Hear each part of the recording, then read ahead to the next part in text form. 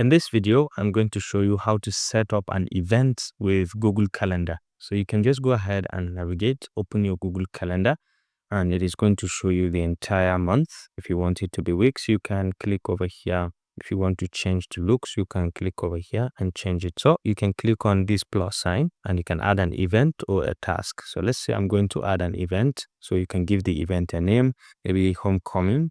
And then you can quickly come down here, select which email address you want to add, and then you can select the details of the event. Is it an all-day event or you have a day and time? You can set that manually. You can set the date and time from when to when. And if it's an all-day event, it is going to be like this. So you can add people, you can add video conferencing if you want to add a meet, and then you can add locations as well. And then you can set reminder, and then you have default color and so on. So you can add description of that event. Okay, so get together, something like that.